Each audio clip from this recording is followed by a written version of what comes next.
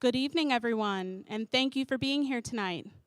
If you would all please take your seats, and please welcome to the stage Arlington County Board Chair Libby Garvey.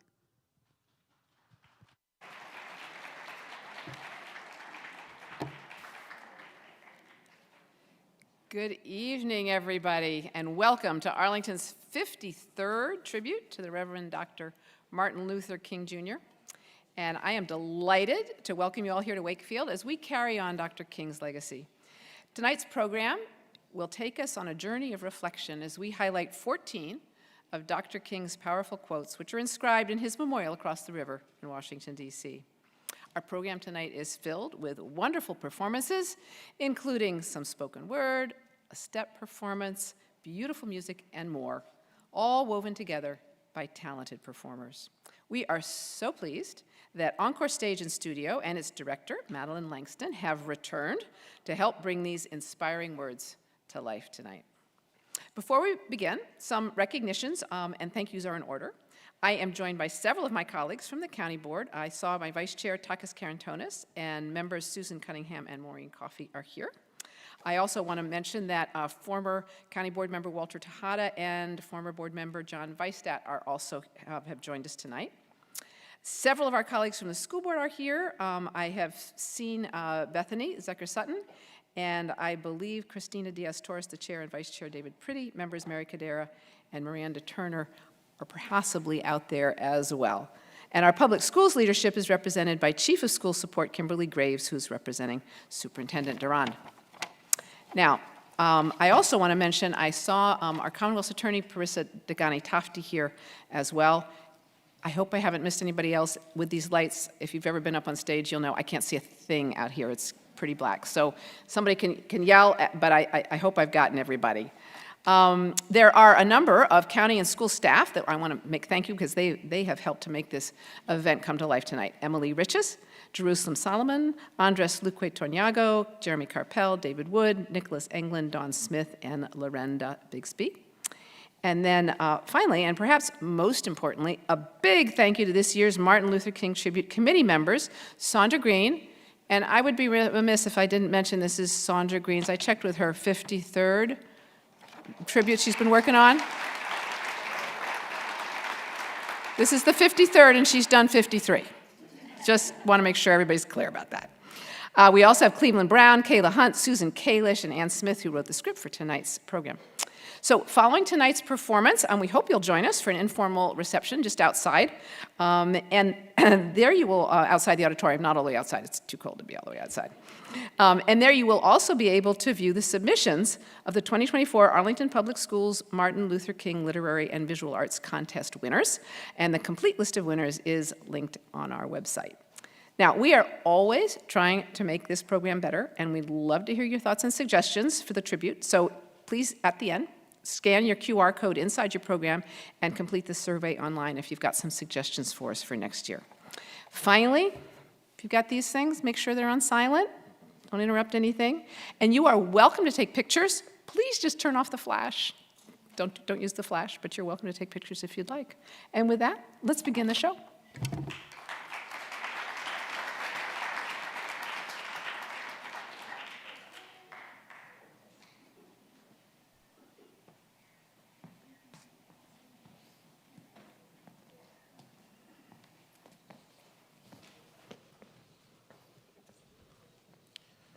On the day that I was born, in 1929, it was that destiny had already decided my path.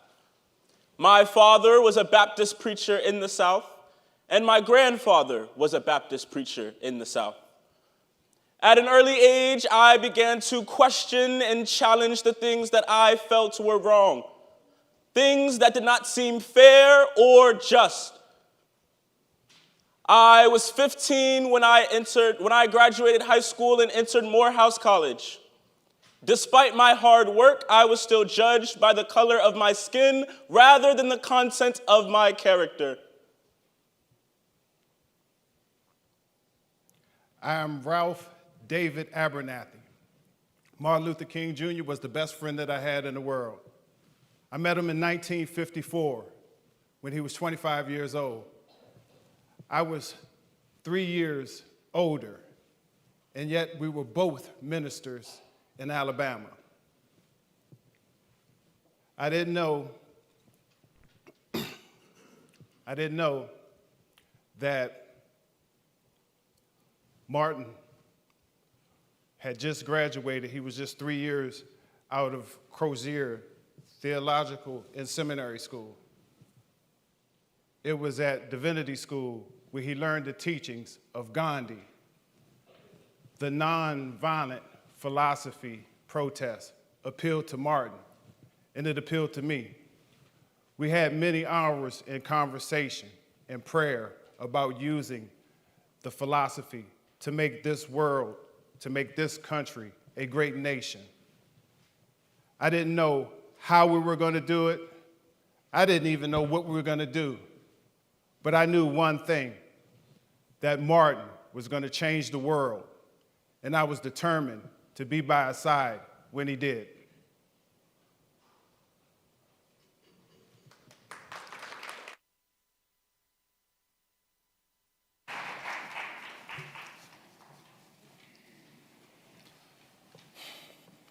In 2011, a memorial was dedicated on the National Mall in Washington, D.C. to Dr. King. It stands on 4 acres of ground with the centerpiece, a 30-foot statue of Martin Luther King Jr. The memorial also contains a 450-foot inscription wall containing 14 quotes from Dr. King. Every life is made up of moments, full of minutes.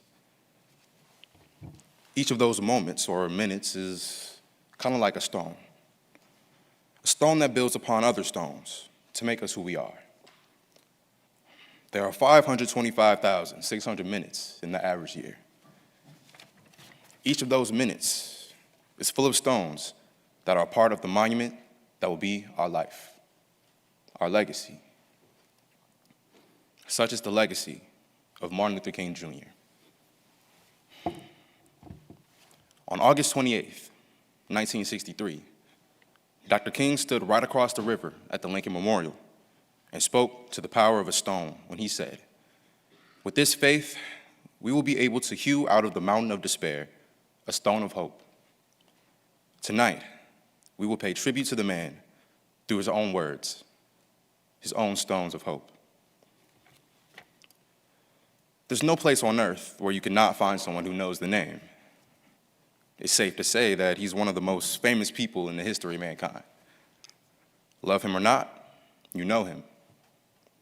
You know that he was born in Atlanta, Georgia on January 15th, 1929.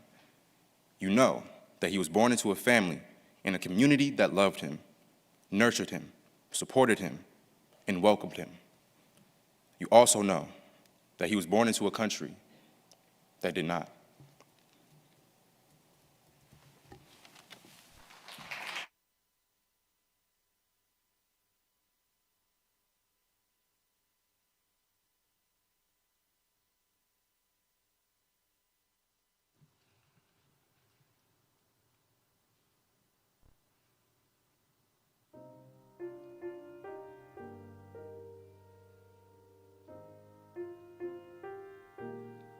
Go out and tell our story, let it echo far and wide.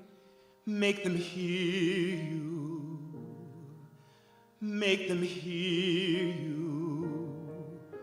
How justice was our battle and how justice was denied. Make them hear you, make them hear you, and say to those who blame us for the way we chose to fight, that sometimes there are battles which are more than black or white, and I cannot put down my sword when justice was my right. Make them hear you, make them hear you. Go out and tell our stories to your daughters and your sons. Make them hear you. Make them hear you. And to tell them in our struggles we were not the only ones. Make them hear you. Make them hear you. Your sword can be a sermon or the power of the pen. Teach every child to raise his voice, and then, my brothers, then will justice be demanded by 10 million righteous men. Make them hear you. When they hear you, I'll be near you.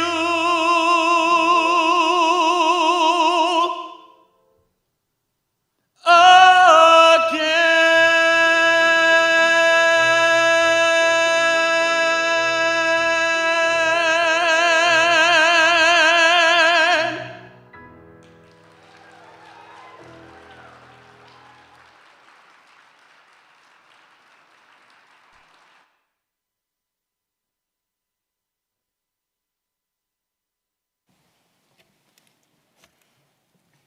It's interesting to note that enslaved people were not allowed to use the drums. They were taken away, forbidden. Yet, when King was asked how he would like to be remembered, he wanted to be remembered as a drum major. On February 4th, 1968, he told an audience in Atlanta that he wanted to be remembered as a drum major. A drum major for justice, a drum major for peace, a drum major for righteousness. A stone of justice, a stone of peace, a stone of righteousness, stones of a drum major.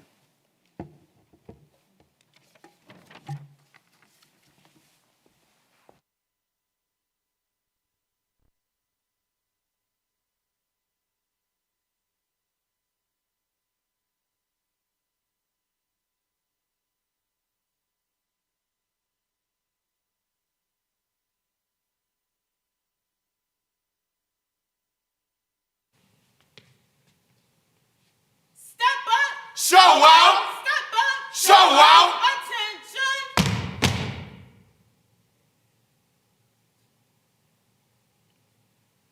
A drum major for justice. A drum major for peace.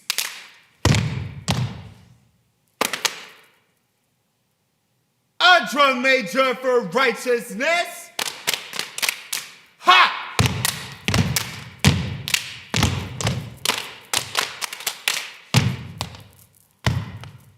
This what a drum major sounds like. This what a drum major sounds like.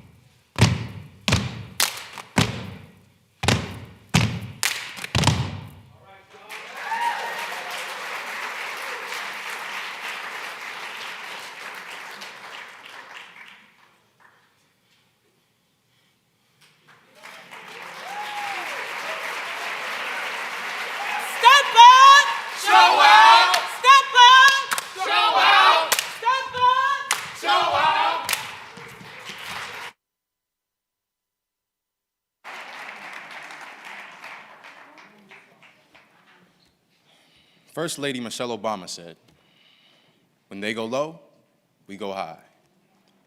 More than 50 years earlier, in his book, Strength to Love, Dr. King said, "Darkness cannot drive out darkness. Only light can do that. Hate cannot drive out hate. Only love."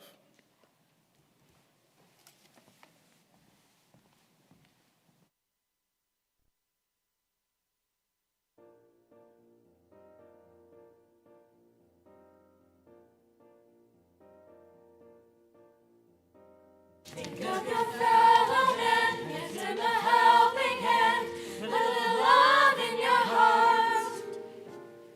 You see it's getting late, oh please don't hesitate, put a little love in your heart. And the world will be a better place, you know the world will be a better place for you and me. You just wait and see. Another day goes by and still the children cry. Put a little love in your heart. Leave the world alone when hate and hatred grow. Put a little love in your heart. And the world will be a better place. You know the world will be a better place.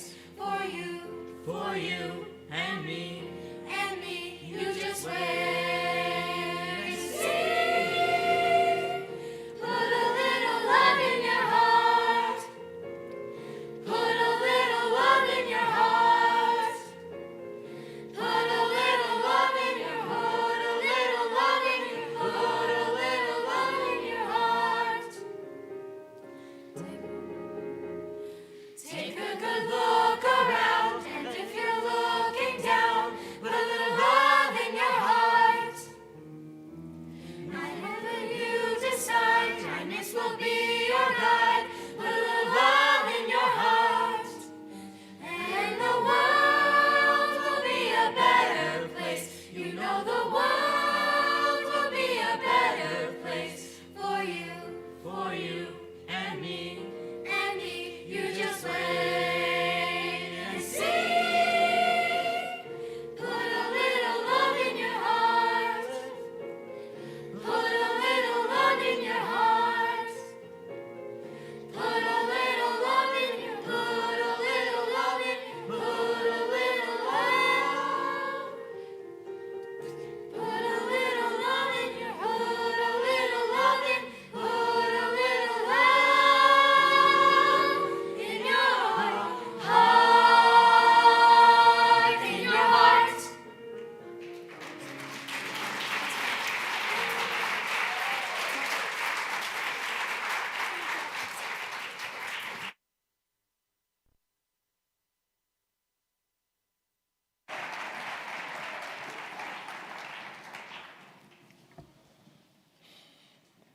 It's hard to do the right thing when you are lied on, mistreated, ignored, beaten, buked, and scorned. But you have to go on. You see, stones are strong. They might not look like it, but they are. March 3rd, 1968, King said at the Washington National Cathedral, "We shall overcome, because the arc of the moral universe is long, but it bends toward justice."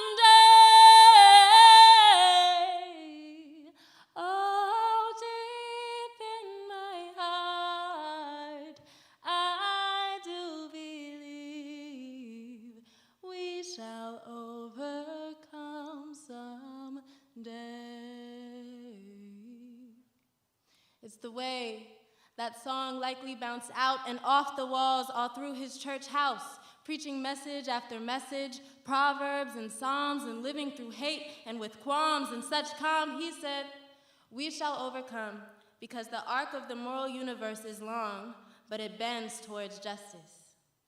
He knew what he was talking about. Dr. Minister Martin Luther King Jr., his name has such rhythm, such patter. It's poetry itself, whatever's in his name. The cleverest can't claim a power or a fame with as much reverence as the Reverend. I have a question. What do Einstein, Aristotle, Plato, and Galileo have in common with the King, Dr. King? Not a thing wrong. And if you're thinking that they all have accolades and faces paved in marble at which we marvel at, well then with that you are not far off, you're right.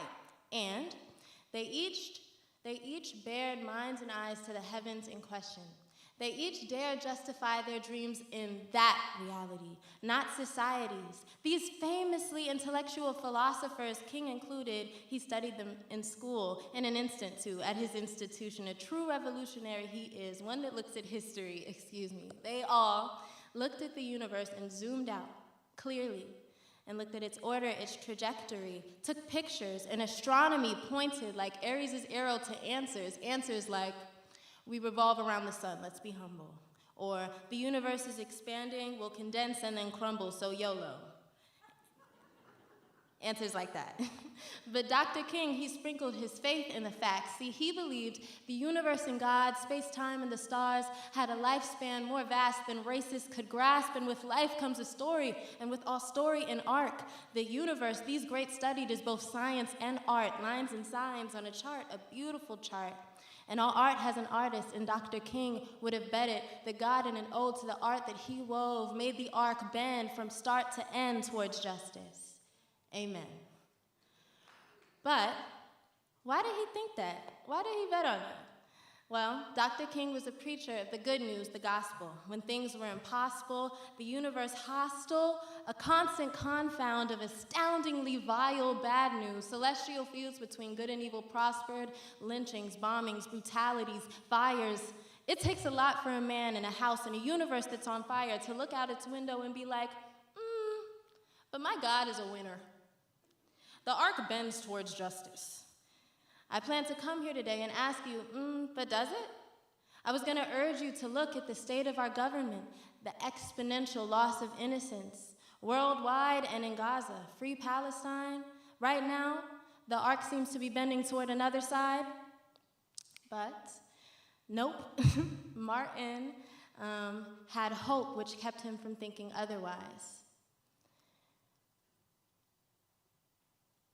Martin had hope which kept him from thinking otherwise, and at some point he knew that we would be able to be free. We would be able to break ground. And hope is a strange thing, is it not? Hebrews says, faith is the substance of things hoped for, and the evidence of things unseen. This is what the ancients and the elders were commended for. James says, faith without works is dead.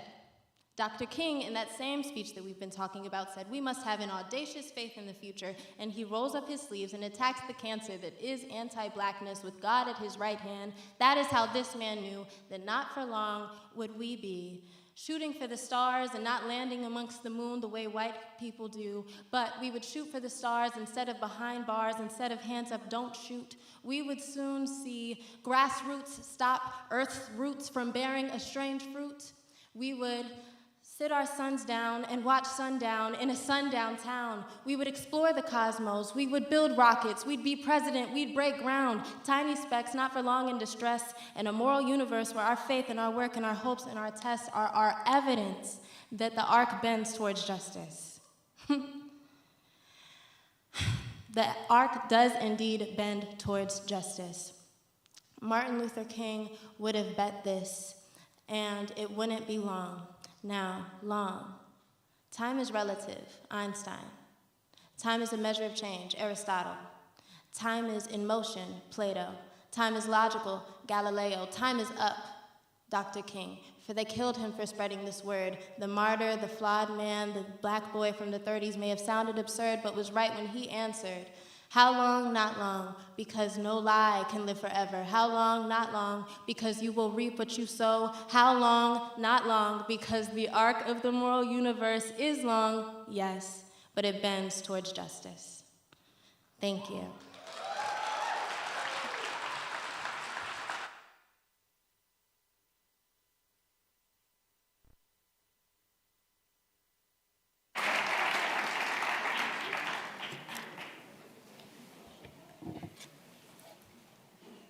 Have you ever tossed a stone in the water? Even a little pebble makes a ripple that goes on and on. Martin Luther King believed in the ripple effect. He knew that one could not just stand on the shore and watch. You got to get into the water. For when you do, no matter how small, you make a difference. The ultimate measure of a man is not where he stands in moments of comfort and convenience, but where he stands at times of challenge and controversy.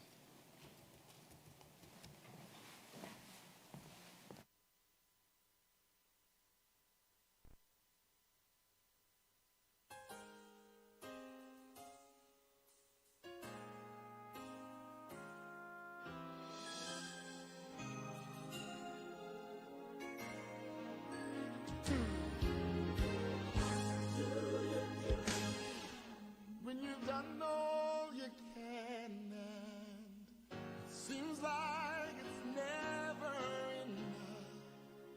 And what do you say when your friends turn away and you're all alone?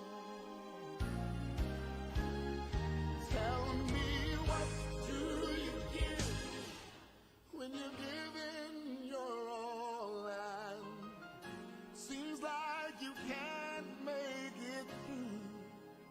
Well, you just stand when there's nothing left to do. You just stand, watch the Lord see you through.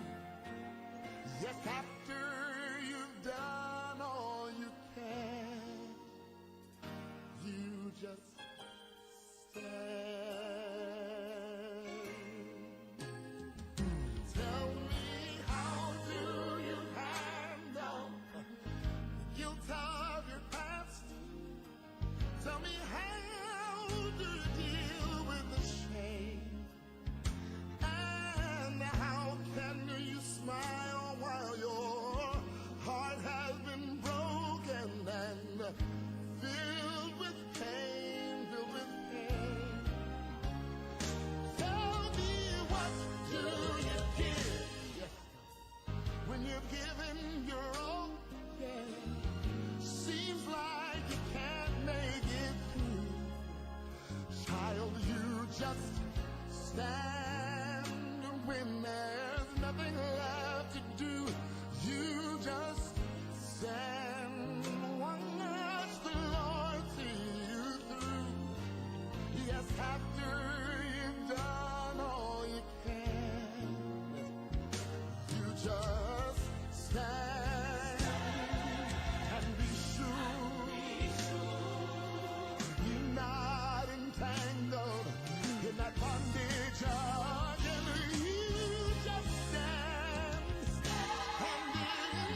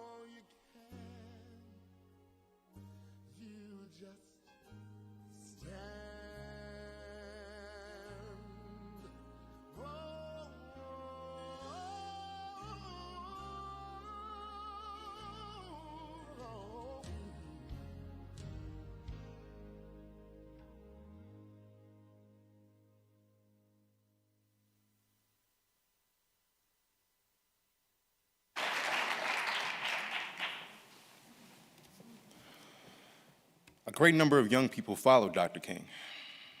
There were images of them marching, singing, being arrested, and yes, being physically harmed. Yet they continued to fight for a better tomorrow. They used the stones of the King's words to build their future, such as his words for the March for Integrated Schools, April 18th, 1959.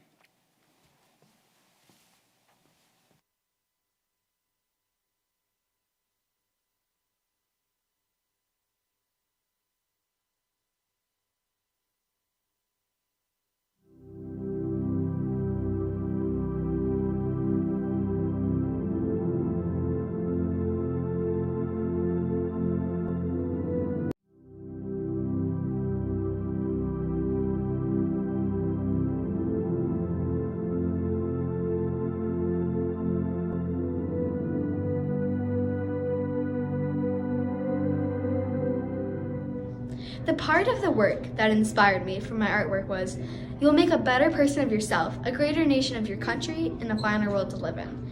That part of the quote inspired me because I want to be able to clean up the earth of pollution and climate change.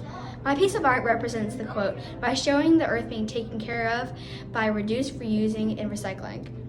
Creating this piece of art allowed me to show the change I will try to make by inspiring people with the art I just made and the actions I will take.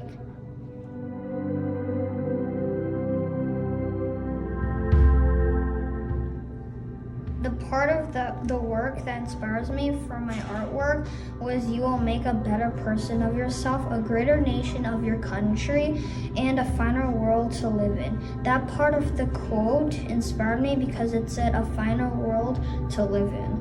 It made me think that a place would be nice. My piece of art represents the quote by drawing the beach, making sandcastles, having fun. People are doing what they please to do. Creating this piece of art allowed me to feel like people can help each other feel less alone.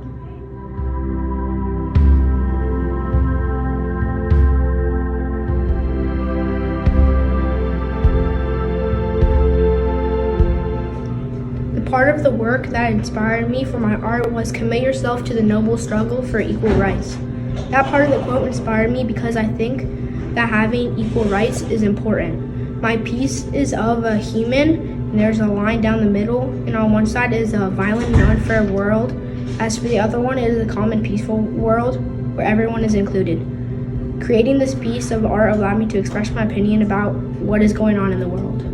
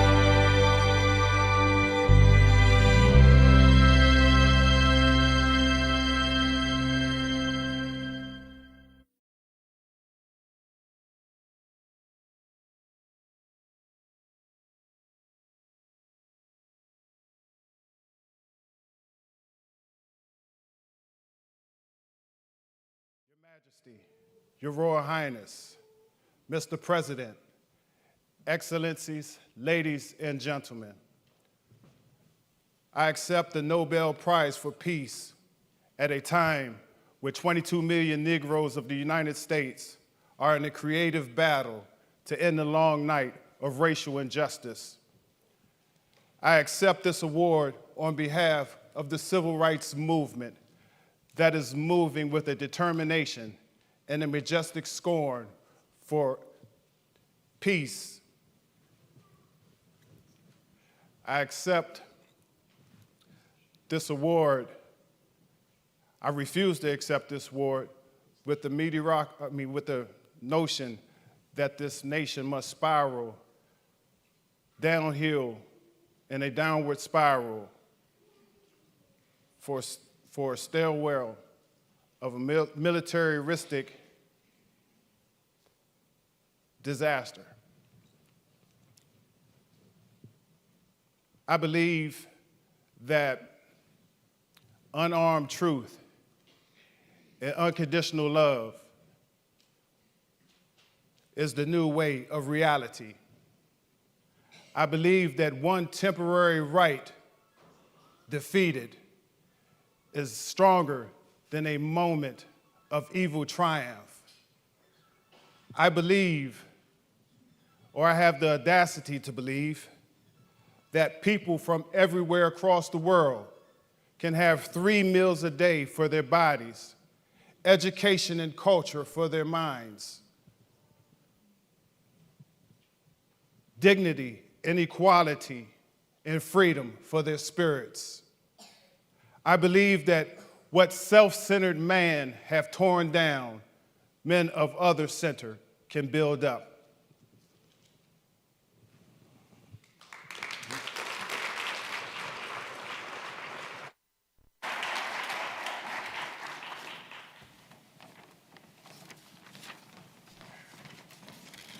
Stones can build up, but they can also tear down and destroy. During the 1960s, the United States was involved in war, both here and abroad. King began to speak on peace in his book, Stride Toward Freedom, in 1958. King wrote, "True peace is not merely the absence of tension. It is the presence of justice."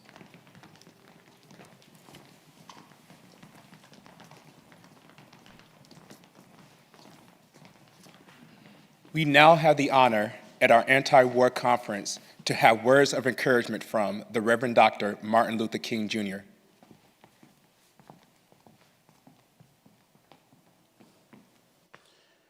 It is not enough to say we must not wage war. It is necessary to love peace and sacrifice for it. We must concentrate not merely on the negative expulsion of war, but the positive affirmation of peace.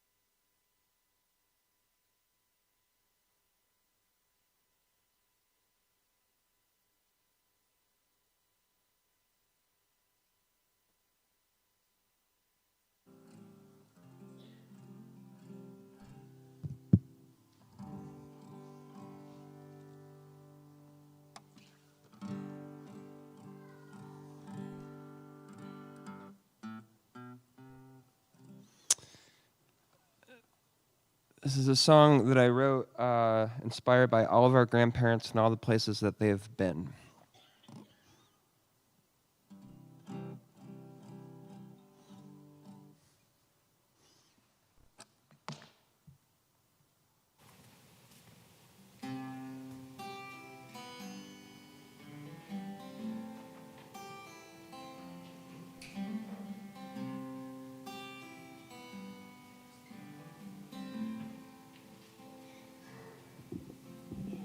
My mind is failing.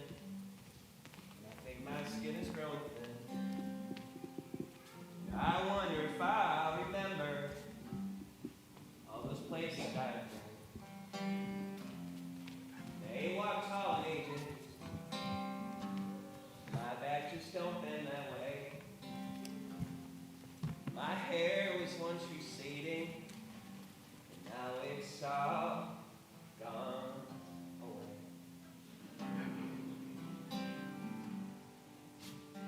The microphone wasn't working for my guitar, so I thought I'd go slow. It's just a little personalized concert. And I was born in Oklahoma, in the farm outside of town. And I spent my days out wandering in the fields behind our house. And I wondered what was out there beyond the fences of our home. And I left town for the army when I turned 18 years old.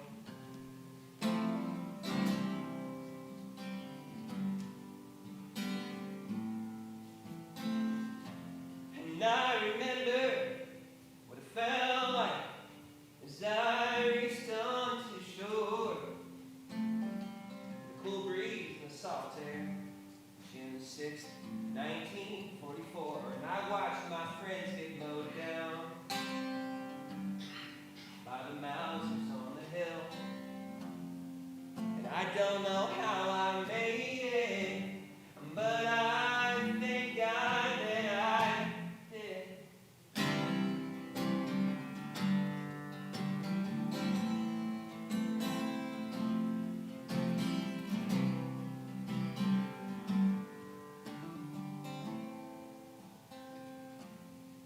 And I found myself near D.C.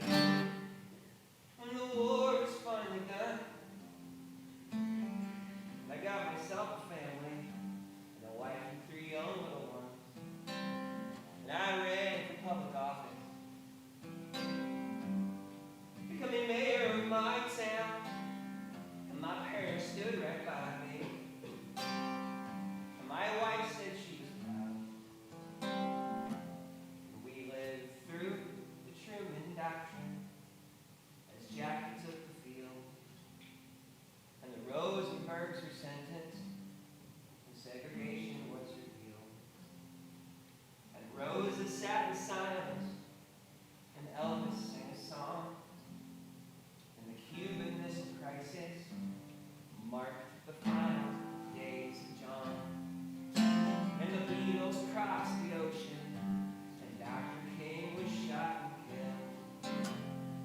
Oh, and Nixon left his office, oh, as the radio star was killed. And the Challenger exploded, oh, and Oklahoma cried. And 13 people died by 2 truck hits.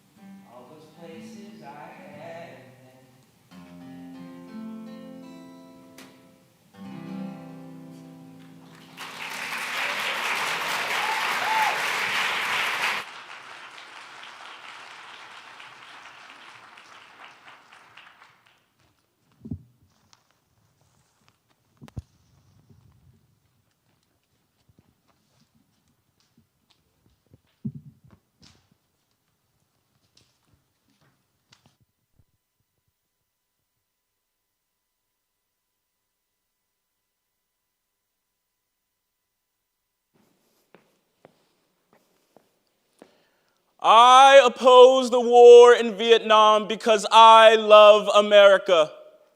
I speak out against it not with anger, but with anxiety and sorrow in my heart. And above all, with a passionate desire for our beloved country to stand as a moral example of the world.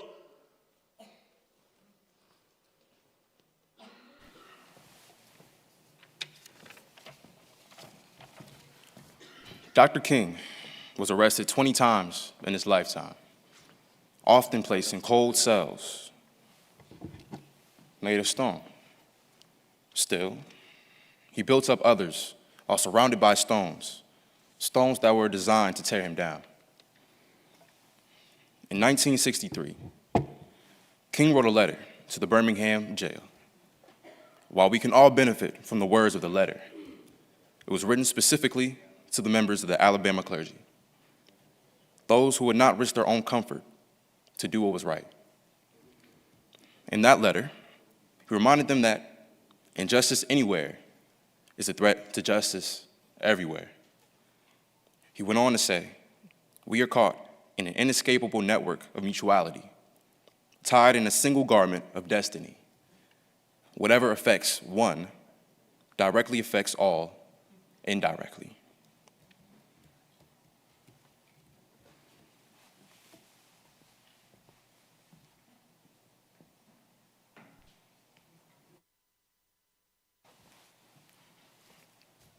Montgomery, Alabama. King's work began in Montgomery in 1955. At the beginning of the bus boycott, he stood as a young Baptist preacher and spoke to the crowd, to the world, and to history. We are determined here in Montgomery to work and fight until justice runs down like water and righteousness like a mighty stream. 10 years later, he will return to Montgomery.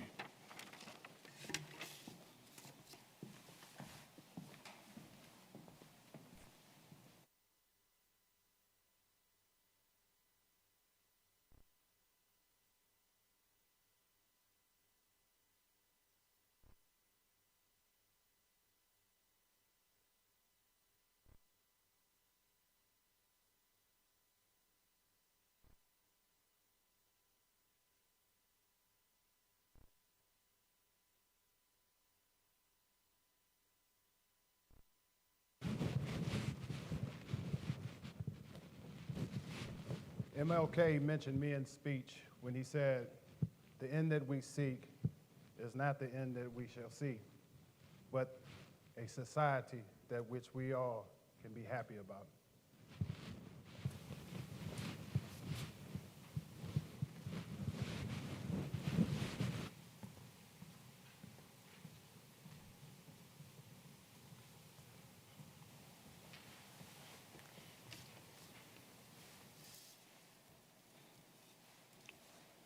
One year to the day before his death, Dr. King stood in New York City.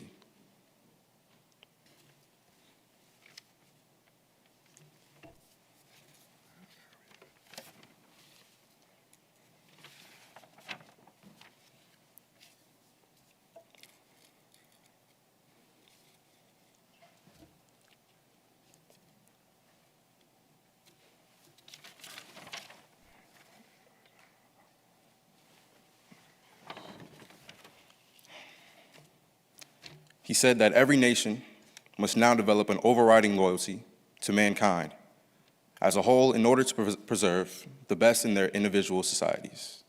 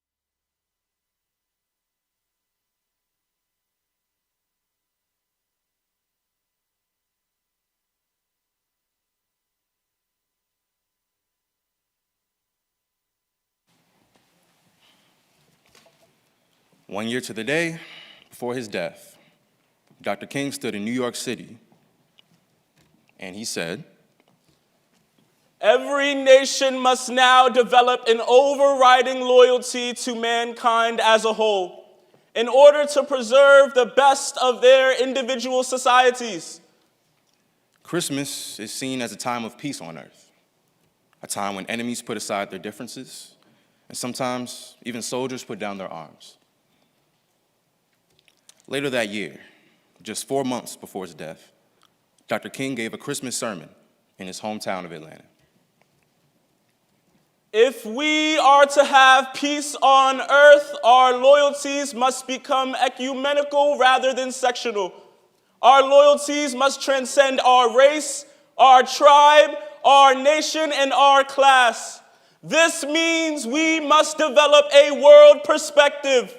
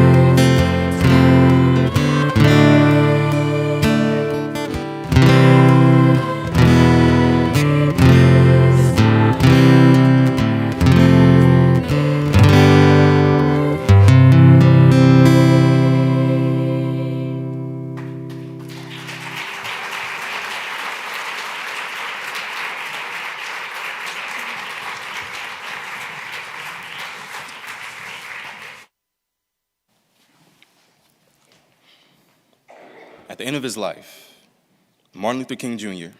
had built a monument of over 20,586,000 stones, each one for every minute of his life. Each one a stone for justice, for democracy, for love, and for hope. Let each of us honor his legacy and build one of our own, one stone at a time.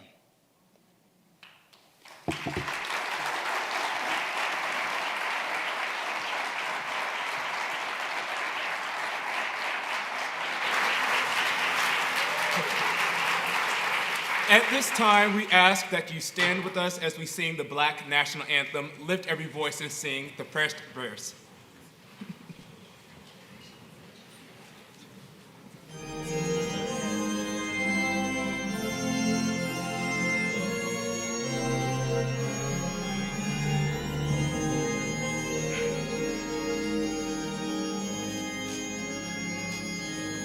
Lift every voice and sing till earth and heaven ring, ring with the harmonies of liberty. Let our rejoicing rise high as the listening skies. Let it resound loud as the roar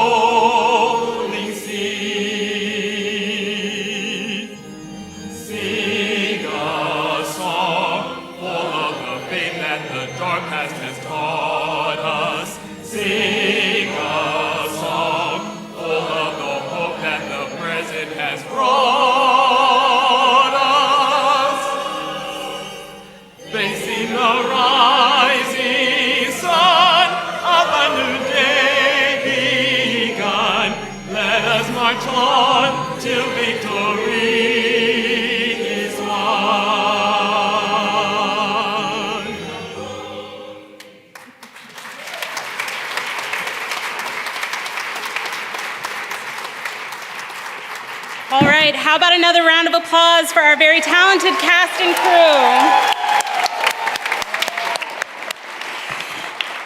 Thank you all for joining us tonight, and special thanks to everyone who helped make this production what it was tonight. Again, thank you to the countless contributions of this year's MLK Tribute Planning Committee. We'd love to hear what you thought about tonight's program, so if you look on the back of your programs, you can see a QR code where you're able to share some feedback. It's also a great way to let us know if you're interested in joining the planning committee for future years. I won't hold you much longer. Please be sure to join us in the town hall for some refreshments, meet and greets with some local community organizations, and more. We also have a supply of t-shirts available for sale, so please come and see us at our table. Thank you again, and have a wonderful evening.